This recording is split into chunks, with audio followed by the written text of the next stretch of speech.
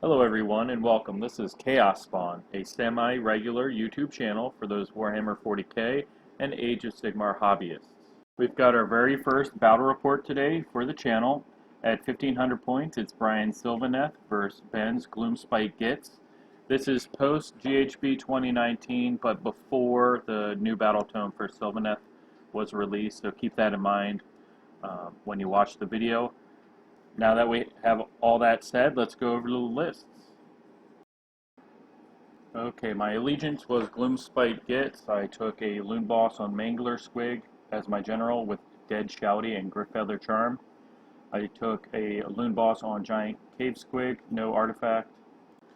3 units of Squig Herd as battle line, 2 units of 10 of Boingy Boys, a Squig Gobbler, and a Colossal Squig from Forge World.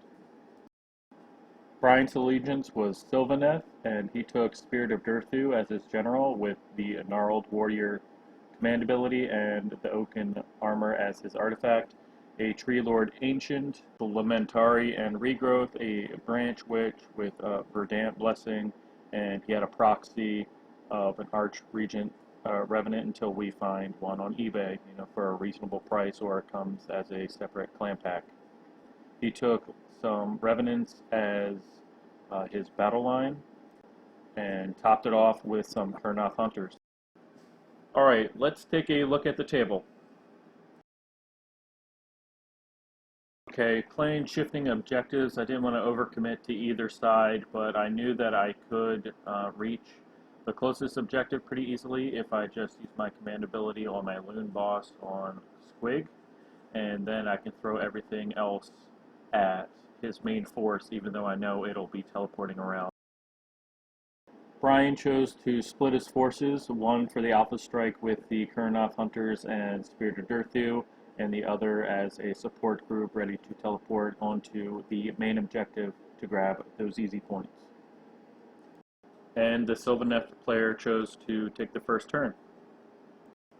Okay, so at the start of the turn, hero phase, he obviously threw down a bunch of fucking trees, and then he moved all his support pieces onto those trees for cover, since they now block line of sight for the Citadel Woods ruling, I guess until the new book comes out. And then he grabbed everybody and moved forward to try and grab the objectives. He did not run to grab his objective, which I think, it's going to bite him in the ass down the road.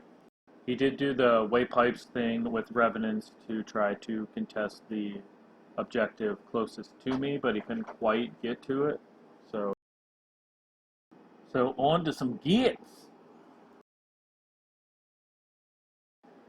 Alright, so I used the Loon Boss on Cave Squig's command ability to give movement, and I moved the Squig Herd into range of the objectives, and I run the far right Squig Herd into the range of the objective that's worth the most points. And since I had the most movement for my Boingy Boys on the right side, I figured I'd go ahead and try for a charge into the Kurnoth Hunters. The ones on the left side only got like 2 or 3, so I just backed up those Squig Herd on the left side. Oh man, did I get those movements and those charges in, but combat was not good at all. I lost 3 Boing Rot Bounders on the charge from the trees and from the attack backs from the Kurnoth Hunters, but I was able to remove them with the Mortal Wounds from the charge from the Boing Rots and their follow-up attacks. I was unlucky enough to be still within range of Durthu. He was able to pile in and still get his attack range in, so those Boing Rots were kind of fucked. After Spirit of Durthu's attacks and morale kicked in, I had 3 Boing Rots left of the unit of 10, but at least I removed the Kurnoth Hunters and got people into combat.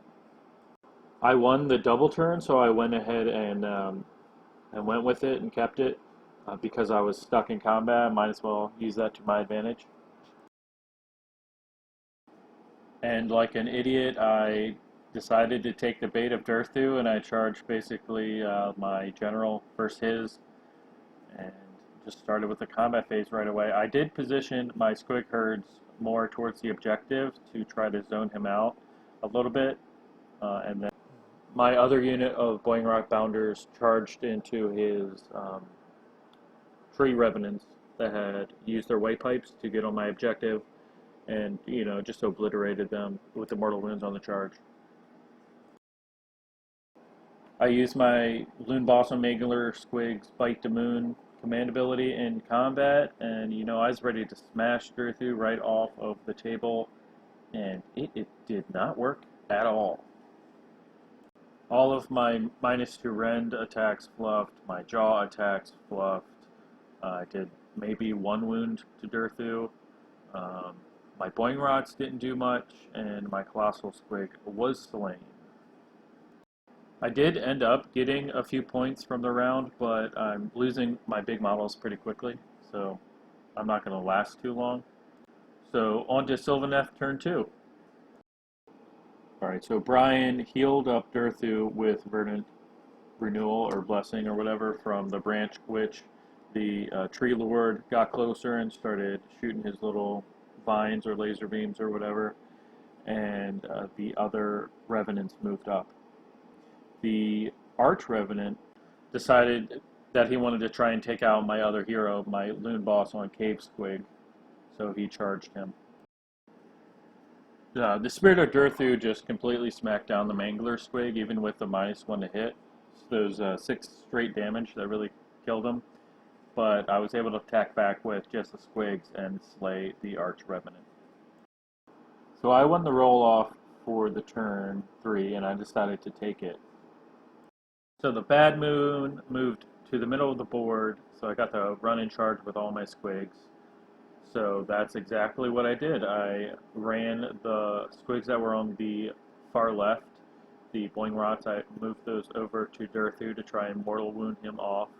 My Loon Boss on Cave Squig really wanted to try and get some glory, so he decided to go after Durthu. And my Cave Squigs kind of swarmed the other Tree Lord and the Branch Wrath, which to try to keep them off the objectives since I already had 2 of them, and to see if I can just go ahead and kill them outright. And oh man, that was a bad fucking idea. Sylvaneth, turn 3.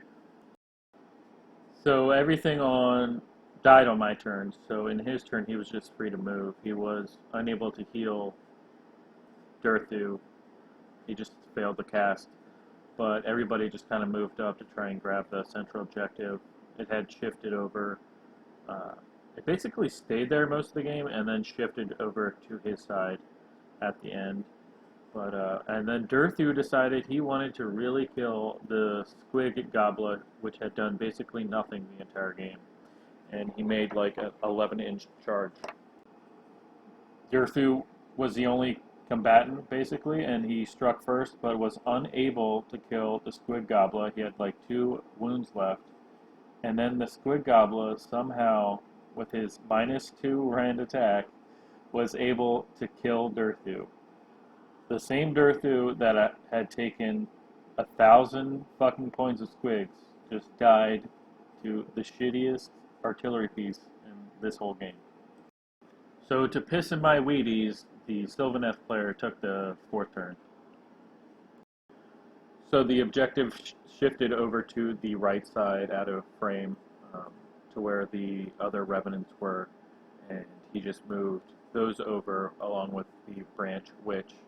The Tree Lord was able to shoot or use the tentacle or whatever to kill the mighty Squig Gobbler. So on to Gitz, turn 4. I really only had one play here. I was going to just charge these squigs and hope for a long charge so I can snag the center objective just to eke out more points before I was tabled. But that obviously didn't happen. I came up super short. I maybe got a 5 and had to grab that Tree Lord and decide to attack, because it's basically the last turn of the game. So with me being tabled, the Sylvaneth player and I talked, me and Brian talked, and decided that he would not be able to get to the objectives in time to beat me in points. So we went ahead and called it. 14 to 12, Gloomspites eked out a victory, even though they were, you know, wiped out. So if you like the content, you can like, share, subscribe, do all that shit if you feel like it. We'll see you next time. And this is Ben from Chaos Spawn out. See you later.